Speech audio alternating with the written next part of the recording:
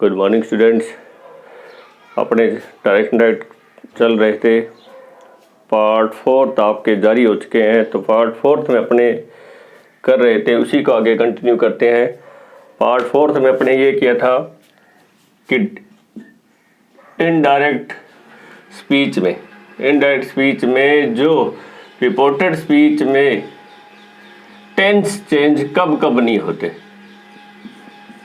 Tense संबंधी जो परिवर्तन है वो कब कब चेंज नहीं होते, नो चेंज ऑफ टेंसेज कब कब नहीं होते, इसके अपने 3 नियम अपने कर लिए थे। मैं थोड़ा सा अपने क्विक रिवीजन कर लेते हैं। फर्स्ट नियम अपने किया था unreal past tenses. Unreal past tenses जो कि जनरली किससे बनते हैं? Unreal past tenses would rather से बनते। वुड रेदर आदे, वुड सुनर आदे, विश काश, जैसे आई विश, काश जैसे शब्दों से आई विश्ड, विश जैसे आई विश अगर सेंटेंस में लगते उसका मतलब होता है काश, जैसे वुड रेदर, ठीक है। वुड सुनर, एक इसमें आपने स्ट्रक्चर किया था इट्स टाइम, ये वही समय है जब हम, आगे इसके आगे वर्ब की सेकंड फॉर्म आती है। ये 3 स्ट्रक्चर जो आपके अनरियल पास्ट टेंसेस बनाते हैं, ठीक है ना। अनरियल अवास्तविक जो टेंसेस, भूतकालीन जो आपके टेंस बनाते हैं, उनमें अपने ये कहा था कि इनके बाद में अगर वापस टेंस आता है तो परिवर्तन नहीं होता। नंबर 1 नियम आपने ये किया था। नंबर 2 पे ये किया था कि हैड बेटर वाले सेंटेंसेस में नो चेंज ऑफ टेंसेज होता है। हैड बेटर में मैंने आपको ये बताया था कि ही, शी, इट, दे और आई और वी के साथ अगर हेड बेटर आता है तो नो चेंज, ये बताया था। अगर मैंने ये कहा था कि यू के साथ हेड बेटर आता है तो मैंने आपको स्ट्रक्चर लिखाया था, आपने देखे होंगे video, advice plus object plus verb की फर्स्ट फॉर्म, ये आपको लिखाया था। तो हेड बेटर वाले चेंजेस अपने किए थे। अच्छा होगा कि, हेड बेटर जो सेंटेंसेस है उसका हिंदी में मतलब होता है अच्छा होता, कि ये अच्छा होगा, आपके लिए बेहतर होगा कि, क्या आगे उसमें हेड बेटर के बाद वैसे वर्ब की फर्स्ट फॉर्म लगती है। You had better rest now, it means जैसे ही said you had better rest now, तो उसमें आपको ये चेंज करना था कि यू से सेंटेंस शुरुआत हो रही थी, तो उसमें क्या था कि he advise me to rest, then now का क्या हो जाएगा देन। 3 नंबर पे जो अपने सेंटेंसेस किए थे यूज्ड टू प्लस वर्ब की फर्स्ट फॉर्म, यूज्ड टू के वाले सेंटेंसेस अगर आते हैं तो कहाँ आते हैं? इसमें रिपोर्टेड स्पीच में अगर आते हैं इस तरह के सेंटेंसेस, तो उसमें वापस जब इनडायरेक्ट स्पीच बनाते हैं तो टेंस रिलेटेड परिवर्तन नहीं करते। इसी को अपने आगे कंटिन्यू करते हैं। नंबर 4 नियम इसी में देखो,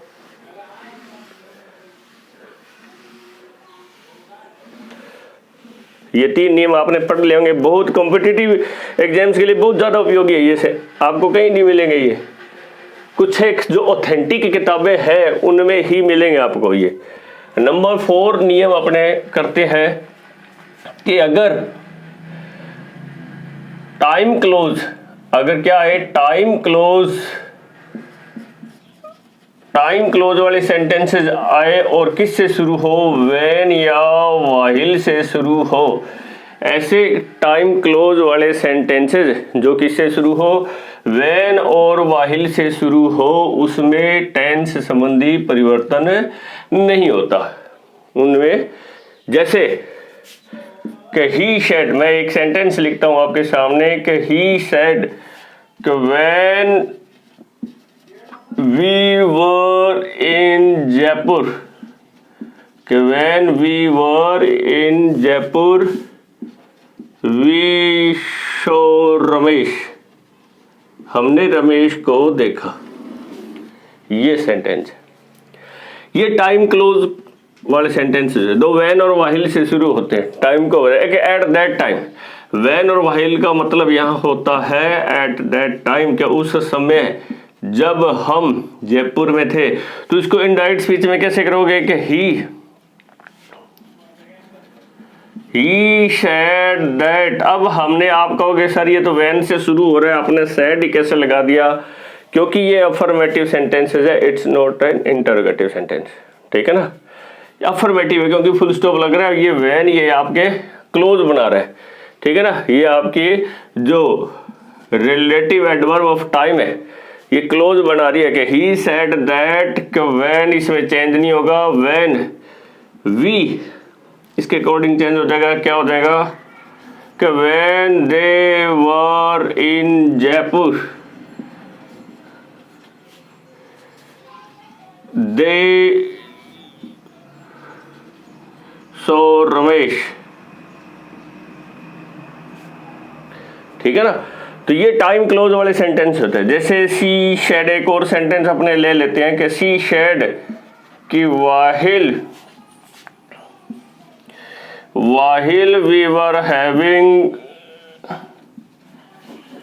we were having lunch, they took rest।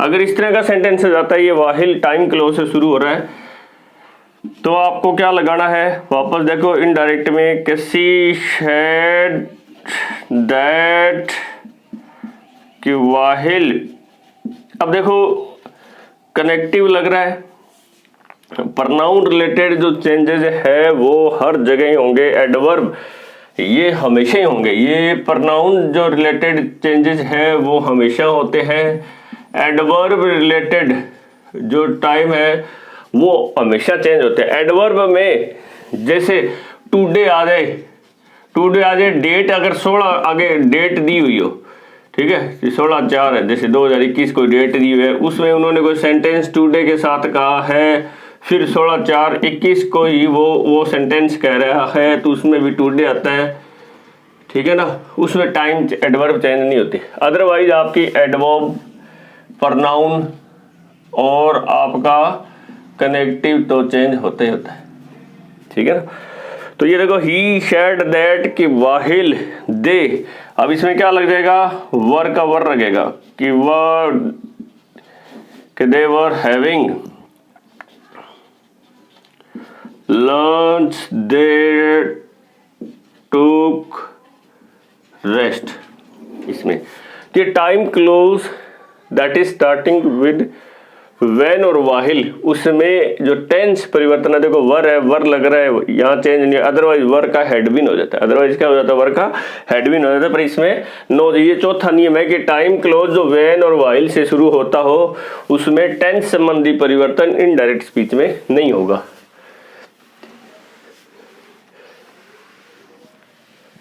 Next नियम अपने करते हैं जो आपने बहुत बार पढ़ा है, जब लिखा जाएगा तो आपको ऐसा लगेगा कि हाँ जी सर ये तो बहुत बार हमने पढ़ा है और ये बहुत बार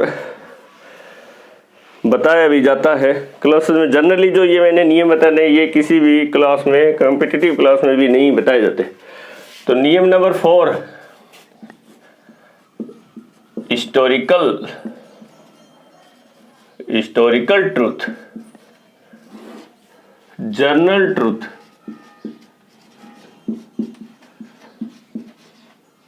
कोई भी हैबिचुअल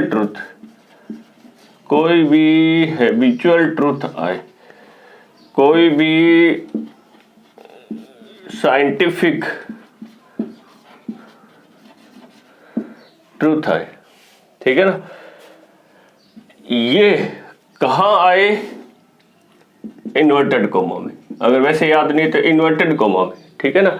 जो आपका डायरेक्ट स्पीच है, इन्वर्टेड कोमा में जो कहा गया, जो कथन है वो उसमें आए तो टेंस संबंधी परिवर्तन आपके नहीं होंगे। No change of tense,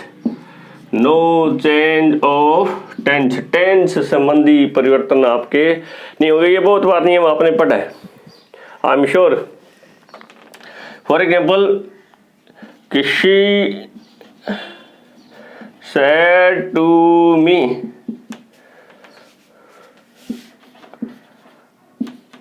the sun rises in the east She said to me the sun rises। अब ये कौन सा सेंटेंस है, ये कौन सा सेंटेंस है, ये आपका है, इसमें एक और ऐड कर लो, ये है आपका यूनिवर्सल ट्रूथ है, ये आपका यूनिवर्सल ट्रूथ है। तो यूनिवर्सल ट्रूथ में टेंस संबंधी परिवर्तन नहीं होगा, तो इसमें क्या हो जाएगा कि she told me that the sun rises in the east, rises in the east. अब देखो ये टेंस संबंधी परिवर्तन नहीं हुआ है, ठीक है ना, ये कनेक्टिव आपका लग रहा है, रिपोर्टिंग वर्ब आपकी चेंज हो रही है, अगर यहाँ पर नाउन आता तो चेंज होता, ठीक है ना। यूनिवर्सल ट्रूथ, जैसे the teacher said to us, the teacher said to us कि he always comes late, he always comes late। तो इसमें क्या हो जाएगा, ये क्या है, हैबिचुअल है, ये क्या है, हैबिचुअल वर्ड वाक्य। तो the teacher told us, that connective लग जाएगा, दैट कनेक्टिव ये रिपोर्टिंग वर्ब, ठीक है ना। ही इसमें चेंज होता नहीं कि ही ऑलवेज कम्स लेट, ये इस तरह के सेंटेंस, ठीक है ना। यूनिवर्सल है, ये हैबिचुअल है, ठीक है ना, यूनिवर्सल टेंस है, ये हैबिचुअल है। नेक्स्ट है साइंटिफिक ट्रूथ वाले वाक्य।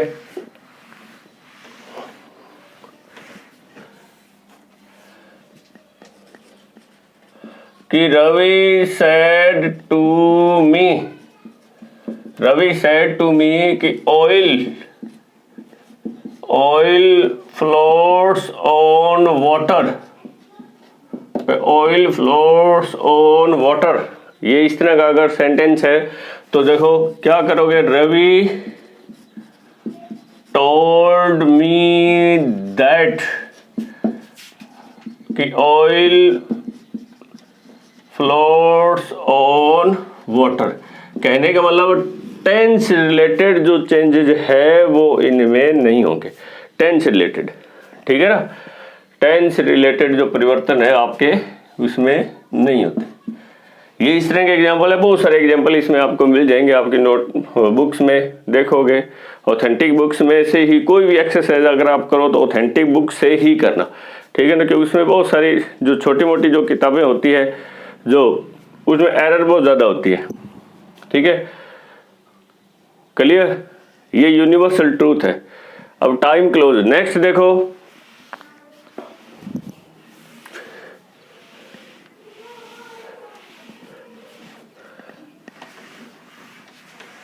नेक्स्ट जो नियम है, रूल नंबर आपका 6 जो नियम है उसमें देखो कि कंडीशनल जो होते हैं,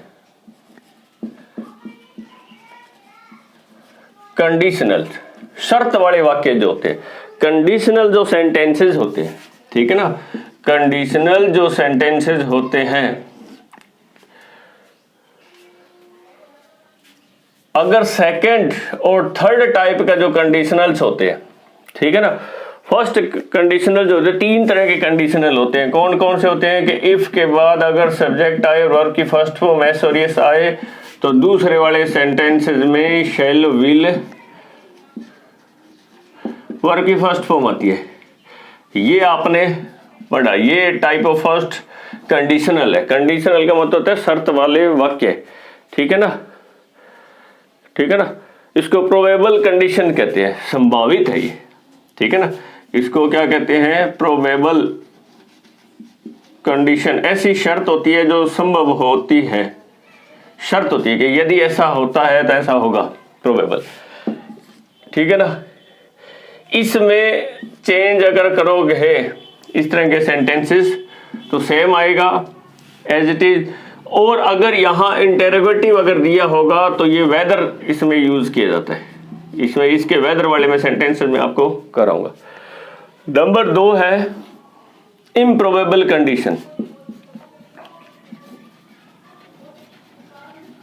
इम्प्रोबेबल कंडीशन कि ऐसी कंडीशन, ऐसी शर्त जो असंभव है, अब हो ही नहीं सकती, कि अगर ऐसा होता तो होता, ऐसा हुआ ही नहीं तो ऐसा होगा ही नहीं। जैसे कि if plus had plus verb की थर्ड फॉर्म तो वुड हैव प्लस वर्ब की, ये एक इम्प्रोबेबल कंडीशन होती है कि यदि वह पढ़ता तो पास हो जाता, क्योंकि वो पढ़ा ही नहीं। Condition that was not probable, संभव ही नहीं है, इम्प्रोबेबल कंडीशंस है। तो इस तरह की अगर कंडीशन आए तो इन डायरेक्ट स्पीच में इनमें टेंस संबंधी परिवर्तन नहीं होगा, ठीक है ना, क्योंकि इसमें ऐसे सेंटेंस अगर वो ऐसा करता तो ऐसा होता, ऐसा उसने किया नहीं तो ऐसा हुआ नहीं। नंबर 3 है इमेजिनरी कंडीशंस। नंबर तीसरी कंडीशन होती है इमेजिनरी कंडीशन, शर्त जो काल्पनिक हो। इसलिए सब्जेक्ट इफ के बाद अगर सब्जेक्ट आता है तो इसमें आता है वर और वर्ब की सेकंड फॉर्म। वर कब आता है? जब आपके मानवीय रूप परिवर्तन हो, ह्यूमन फॉर्म आपकी चेंज हो, ह्यूमन फॉर्म आपकी चेंज हो तो सिर्फ आपका वर ही लगेगा, चाहे सब्जेक्ट कौन सा ही हो। ये सेकंड फॉर्म कब लगता है? जब एक्शन की बात करें। सेकंड में इसमें देखो subject plus would plus verb की फर्स्ट फॉर्म लगती है, subject plus would plus verb की फर्स्ट। ये 3 कंडीशन होते हैं, ये मैंने इसमें बता दिया आपको। इसके बाद में वर, इसके बाद में ये लिख लेना कि वुड प्लस वर्ब की फर्स्ट फॉर्म।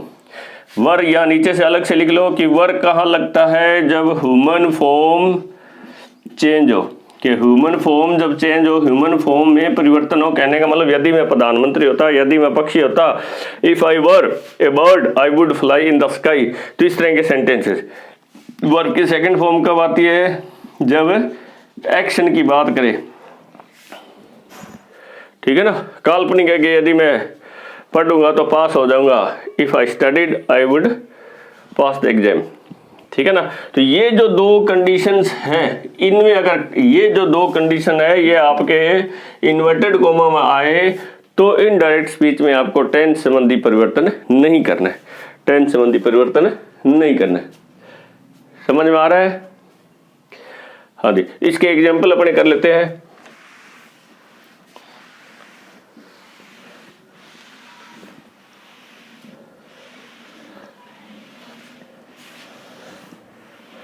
ये 3 टाइप्स ऑफ कंडीशनल्स होते हैं जिनके एग्जाम्पल बहुत सारे बोर्ड में भी पूछे जाते हैं, आरपीएक्स एग्जाम में भी फिल इन द ब्लैंक्स के रूप में भी पूछे जाते हैं। तीनों फॉर्म आपको याद होनी चाहिए, इसके अलग से भी अपने कंडीशनल करेंगे। तो एग्जाम्पल अपने देख लेते हैं कि शी सेड टू मी कि if I had studied I would have passed the exam। अगर वो पढ़ती, अध्ययन करती तो पास कर लेती अपना एग्जाम। तो इसमें देखो कैसे होगा कि शी टोल्ड मी दैट, इसमें लगेगा कि इफ शी क्यों लगेगा? सब्जेक्ट के according. If she had studied she would have passed the exam, she would have passed the exam. Tense संबंधी जो परिवर्तन है वो इसमें नहीं होगा। टेंस संबंधी जो परिवर्तन है सेम आ रहा है, टेंस, ठीक है ना। नेक्स्ट देखो कि Rohan said to her, Rohan said to her कि if कि if I were A bird I would fly. ये काल्पनिक है कि अगर ऐसा होता तो मैं ऐसा करता। तो इसमें क्या हो जाएगा, सिंपल है कि Rohan told her that if he में क्यों चेंज हो जाएगा, क्योंकि रोहन के अकॉर्डिंग चेंज होगा कि if he were A bird he would fly, he would fly. तो ये इतने टाइप ऑफ सेंटेंसेस है जिसमें टेंस संबंधी परिवर्तन आपके नहीं होता है। टेंस संबंधी परिवर्तन आपने जस्ट एक क्विक रिवीजन कर लेते हैं। नियम फर्स्ट मैंने आपको बताया था, unreal past tenses starting with if, it is time और वुड रादर, वुड सूनर से सेंटेंसेस जो शुरू होते हैं उनमें टेंस संबंधी परिवर्तन उनके बाद में जितने भी टेंसेस आते हैं नहीं होता। सेकंड नियम आपने किया था हेड बेटर का, कि यदि हेड बेटर जो कि आपका ही शी इट दे के साथ, ठीक है ना, आई और वी के साथ अगर हेड बेटर आता है तो आपका जो टेंस संबंधी परिवर्तन है वो नहीं होगा, ठीक है ना। अगर यू के साथ हेड बेटर आता है तो मैंने आपके लास्ट वाले वीडियो में बताया था advice plus object plus verb की फर्स्ट फॉर्म लगती है, ठीक है ना। फिर तीसरा नियम अपने क्या था, यूज टू के बाद में ऐसे सेंटेंसेस जो या करता था पास्ट हैबिट को बताते हैं उसमें टेंस संबंधी परिवर्तन आपके नहीं होता है। और नियम नंबर 4 अपने आज किए थे। नियम नंबर 4 कौन सा किया था, याद आ रहा होगा, हाँ जी, ठीक है ना। नियम नंबर 4, 5 और 6 लास्ट ये जो है आपके कंडीशनल टाइप ऑफ कंडीशनल जो सेकंड और थर्ड जो आपने किया है वो उसमें आपको मैंने बता दिया। यूनिवर्सल ट्रूथ नियम नंबर 5 आपका कौन सा था, universal truth, scientific truth, habitual truth, ठीक है ना। और नियम नंबर 4 कौन सा था, टाइम क्लोज वाला था। कौन सा था, टाइम क्लोज वाला था, जो आपके वैन और वाइल से शुरू होते हैं। ऐसे सेंटेंसेस जो वैन और वाइल से शुरू होते हैं उसमें टेंस संबंधी परिवर्तन आपके इनडायरेक्ट स्पीच में नहीं होता है, ठीक है ना। तो ये जो नियम थे जो आपको मैंने बताए थे वो अपने कर लिए हैं, ठीक है ना। टाइम संबंधी अफर्मेटिव सेंटेंसेस अपने कर रहे थे, एग्जाम्पल आपने बहुत सारे कर लिए होंगे। अब एक स्पेशल आपको नियम की तरफ लेके चलता हूं कि वेदर कहां कहां लगता है, यूज ऑफ वेदर। तो आपको मैंने जब इंटरोगेटिव जो सेंटेंसेस जो मैं करवा रहा था तब मैंने आपको बताया था कि वेदर का मैं अलग से आपको बताऊंगा। अगर कहीं कंफ्यूजन होती हो तो इफ का यूज किया जाता है इंटरोगेटिव सेंटेंसेस में। इंटरोगेटिव सेंटेंसेस में दो तरह के इंटरोगेटिव सेंटेंसेस मैंने आपको बताए थे। कौन कौन से बताए थे, ठीक है, कि फर्स्ट हेल्पिंग वर्ब से शुरू, कि हेल्पिंग वर्ब से शुरू होते हैं तो जो सेंटेंस उसमें अपने क्या लगाया था, इफ लगाया था और वेदर लगाया था, ठीक है ना। रिपोर्टिंग वर्ब अपने क्या लगाई थी, अगर से आए, ठीक है, या से टू आए तो अपने क्या लगाया था, आस्क लगाया था, ठीक है ना। अगर आए सेज टू या सेज जो था उसमें अपने क्या लगाया था, आस्क लगाया था। अगर सैड टू या सैड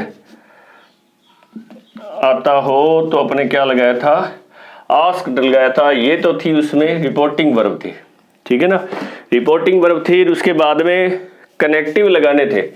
कनेक्टिव जो हेल्पिंग वर्ब से शुरू हो, हेल्पिंग वर्ब से मैंने आपको लिखाए थे do, does, did, is, am, are, was, were, has, have, had, will, shall, जितने भी मॉडल्स है 24 एनोमलस वर्ब्स जो आपकी हेल्पिंग वर्ब है उनसे जब सेंटेंस शुरू होते हैं तो इफ लगाते हैं।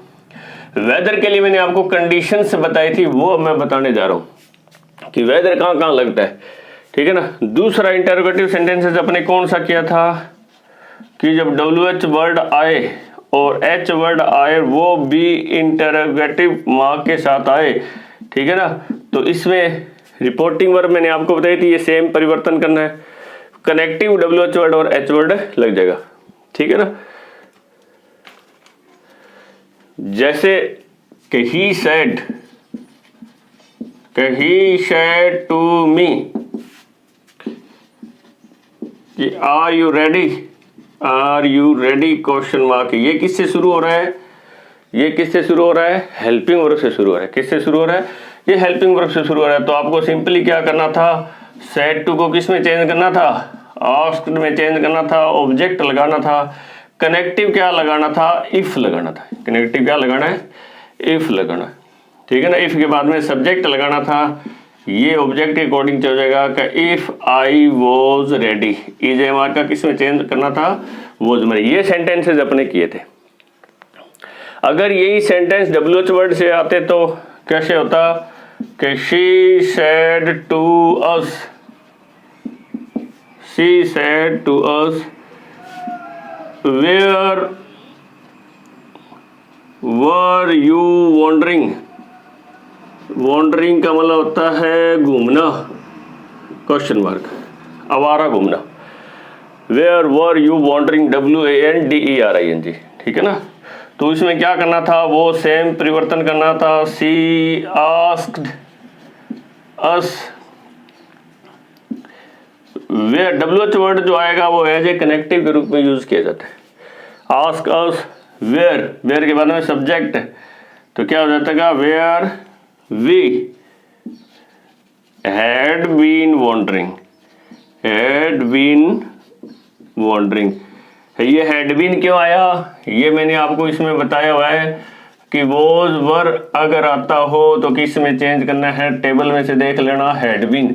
जो टेंस संबंधी आपको टेबल बताई थी, हैड बीन।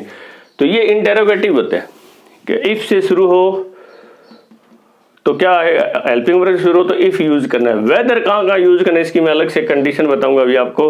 और WH वर्ड है, H वर्ड है, तो WH वर्ड को कनेक्टिव लेना, फिर उसके बाद में सब्जेक्ट लेना। इस बात को हमेशा ध्यान रखना कि कनेक्टिव के बाद में हमेशा क्या आएगा, सब्जेक्ट आएगा।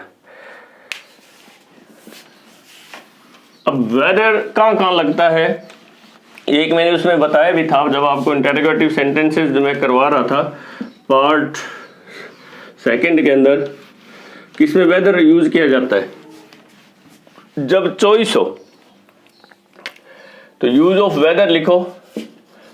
इंटेरोगेटिव सेंटेंस में वेदर कहाँ यूज किया जाता है, हमें यही बताया जाता है कि इफ और वेदर लगाया जा सकता है, पर वेदर की अलग से कंडीशंस होती है कि वेदर भी अलग अलग लगता है अपनी जगह पे। कहाँ लगता है, नंबर फर्स्ट नियम है चॉइस। अगर क्या दी हुई हो, इन्वर्टेड कोमा में जो रिपोर्टेड स्पीच है वो कहा गया जो कथन, उसमें अगर चॉइस मिलती है तो उसमें वेदर लगाना। फॉर एग्जाम्पल कैसे, he said to her, he said to her do you like, do you like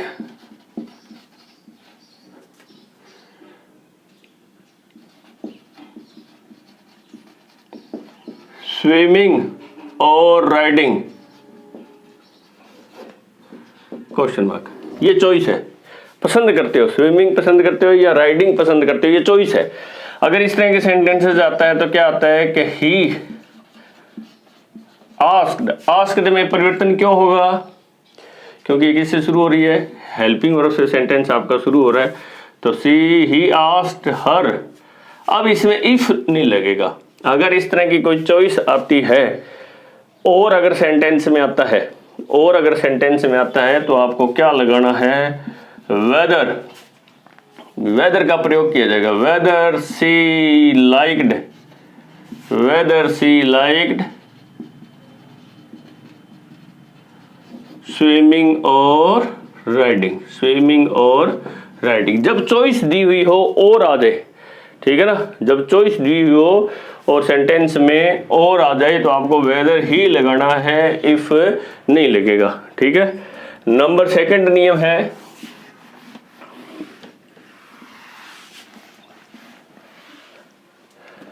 कि अगर चॉइस के साथ ये हेडिंग डालो वेदर और नॉट, कहने का मतलब अगर आपका और के साथ अगर नोट आता है इन्वर्टेड कोमा में,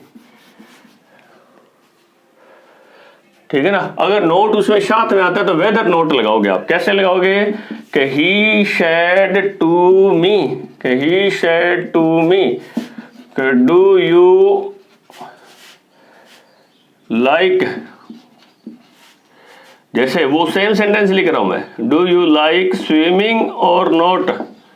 और नोट अगर ये सेंटेंस दे दे, और नोट वाला ये सेंटेंस अगर साथ में दे दे, do you like swimming or note, तो आपको वेदर और नोट हमेशा याद रखना, इकट्ठा यूज करना है कि he asked me whether or note, weather or not, आई में चेंज हो जाएगा you, weather or not I like swimming. बस ये और नोट है, इसमें से हट जाएगा, और नोट आगे आ जाएगा। ये हो जाएगा सेंटेंस के he ask me whether or not, ये पूरा फ्रेज आ जाएगा, whether or not I like swimming, whether or not. ये सेकंड चॉइस के साथ पहले वाले नियम में था और आ जाए, सेकंड वाले नियम में कि और के साथ अगर नोट आ जाए, पूरा सेंटेंस रिपीट नहीं हो, तो उसमें क्या यूज किया जाता है, वेदर और नोट इसमें यूज किया जाता है, वेदर और नोट इसमें। ये नियम सेकंड है, वेदर कहाँ लगाना है।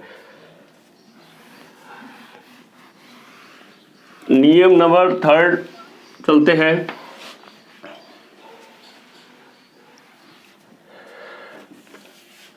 नियम नंबर थर्ड ये कहता है कि आफ्टर, आफ्टर का मतलब होता है बाद में, कि आफ्टर वंडर्ड, वंडर या वांट टू नो, अगर ये रिपोर्टिंग वर्ब आपकी इसमें लगी हुई हो तो उसके बाद में हमेशा क्या यूज किया जाता है, वेदर यूज किया जाता है। उसके बाद हमेशा क्या यूज किया जाता है, वेदर यूज किया जाता है। बहुत सिंपल है ये, कोई ज्यादा मुश्किल नहीं है कि वंडर और वांटेड टू आपकी रिपोर्टिंग वर्ब मिलेगी, वंडर और वांटेड टू आपकी क्या मिलेगी, रिपोर्टिंग वर्ब मिलेगी। जैसे सेंटेंस लिख रहा हूं मैं कि ही वंडर्ड,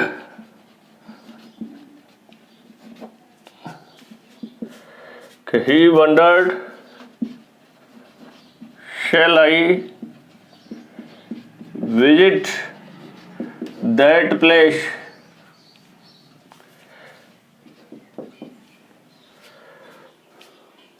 तो इसमें देखो अगर ये वॉन्डर्ड आए या ही वॉन्टेड नू अगर रिपोर्टिंग वर्ब में ऑलरेडी आ जाए तो आपको क्या करना है कि ही वॉन्डर्ड, कि ही वॉन्डर्ड, वेदर ही लगाना है, इफ नहीं लगाना, कि ही wandered weather,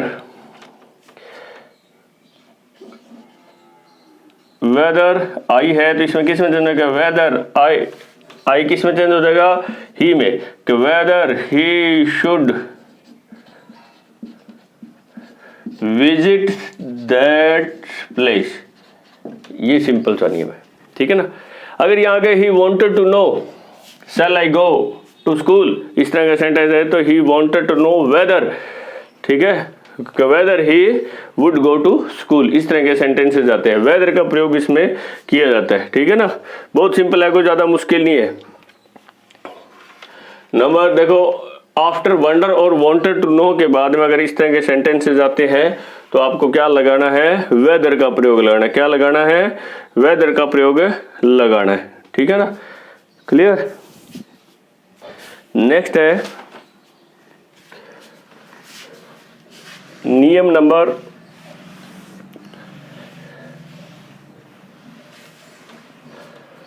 number 4। If subject plus verb की फर्स्ट फॉर्म एक्स और यस और इधर आए helping verb, helping verb plus subject plus verb की फर्स्ट फॉर्म है, और हेल्पिंग वर्ब में ज्यादातर इसमें कौन सा स्ट्रक्चर है, ये structure number first, shall will I, ठीक है ना, shall will I subject verb की फर्स्ट फॉर्म। इस तरह के सेंटेंसेस अगर आते हैं और यहाँ इंटेरोगेटिव होते हैं, इंटेरोगेटिव सेकंड वाला पार्ट इंटेरोगेटिव होता है, तो आपको वेदर लगाना है। क्या लगाना है, वेदर, इससे पहले, जैसे कि ही सेड टू मी कि if I get good marks, कि he said to me if I get good marks, will you reward me, will you reward me, question mark. इस तरह का सेंटेंसेस अगर आ जाए। सेकेंड टाइप यहाँ interrogative sentences होगा। सेकेंड में इंटेरोगेटिव सेंटेंस होगा। अगर इस तरह के सेंटेंसेस आते हैं तो आपको क्या करना है कि ही told me whether if he got good marks,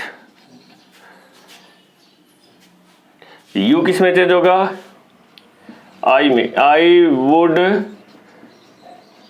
reward मी किस में चेंज हो जाएगा, हर में, आई वुड रिवार्ड हर। इस तरह के अगर इफ वाले सेंटेंसेस शुरू हो रहे हो और सेकंड टाइप जो आपका क्लोज आता है, ठीक है, जो इंडिपेंडेंट क्लोज आता है या डिपेंडेंट क्लोज होता है, या इंडिपेंडेंट क्लोज जो आता है, ठीक है, अगर इसमें इंटेरोगेटिव दिया हो तो आपको वेदर यूज करना है। इफ भी लगेगा, आपके टेंस संबंधी परिवर्तन होंगे, प्रोनाउन संबंधी परिवर्तन भी आपके होंगे। तो ये है यूज ऑफ वेदर। 4 कंडीशंस आपकी यूज की जाती है वेदर लगाने के लिए, ठीक है ना। उम्मीद करता हूं आपको समझ आएंगे। इंटेरोगेटिव सेंटेंस में यूज ऑफ वेदर मैंने बताया, डब्ल्यूएच वर्ड आपको बता दिए, और नियम जो आपको टेंस संबंधी जो परिवर्तन है, जो टेंस कहाँ परिवर्तन नहीं होते, कॉम्पिटिटिव क्लास में उस तरह के सेंटेंसेस बहुत बार पूछे जाते हैं। तो जुड़े रहिए। उम्मीद करते हैं कि आपको डायरेक्ट इनडायरेक्ट समझ में आ रहे होंगे।